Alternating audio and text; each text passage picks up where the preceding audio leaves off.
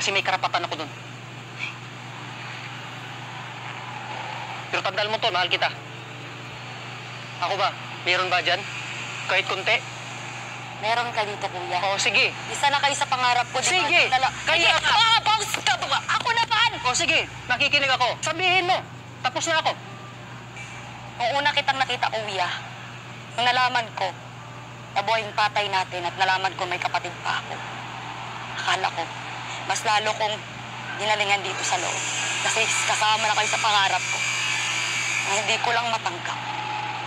Gusto ko kasi ako yung magtaguyod ng pamilya. Ako ang dahilan kung bakit aangat tayo. Gusto ko ako ang magbigay ng lahat para ipunin tayong lahat. Ito lang yung gusto ko para ipagmalaki ng lahat. Pati mga taong na maliit sa amin, mga kapatid ko. Kaya patunayan mo na mahal mo ako. Tanggapin mo muna ako dito, kapatid. Patunayan mo na mahal mo ako ito. Mas matutuwa sila kung ipakita mo rin na mahal mo ako. Kaya ginaganto ko to. Kaya ginagawa ko to. Sa inyo din. Ilang oras na lang, pwede mo nang magkausap si tatay. Pwede mo nang itanong sa kanya kung ano yung tanong mo. Kahit sa akin yung pagkakataon to, gusto ko maging bahagi ng iyong tagumpay, tol.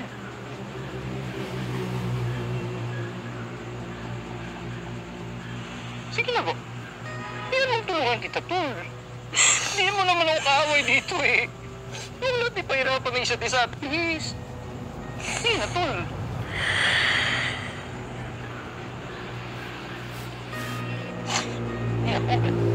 Hindi ako nakakasakit ng tao. May mga bagay na hindi natin napapaghandaan. Nasaktan kita.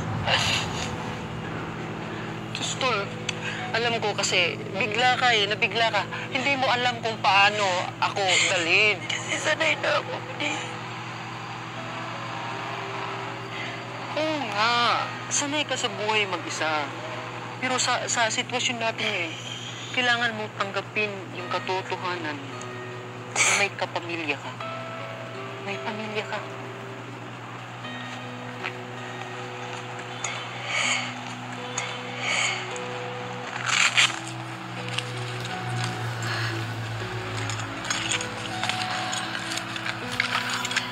Okay? Ano naman, oh. Please.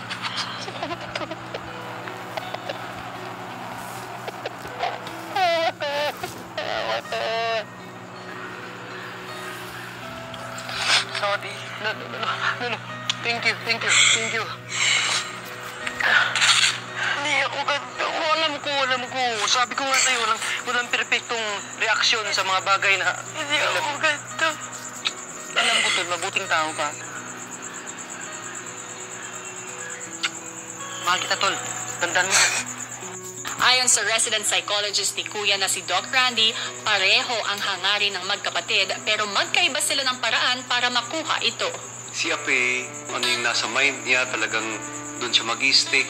Talagang siya dapat ang gumawa ng mga tasks na mag-isa. Nandun kasi yung desire, kuya, ni Mark, na talagang tulungan yung sister niya. Masyadong malakas yung resistance. Kasi naman talagang yun yung kinalakihan ni Ape. Ang gusto niyang style ay yung pagiging independent. Whereas si Mark naman, syempre gusto yung pagko-cooperate. So over time, they're trying also to understand each other. Pag meron ng certain degree of acceptance, yun yung magli-lead into harmony later on.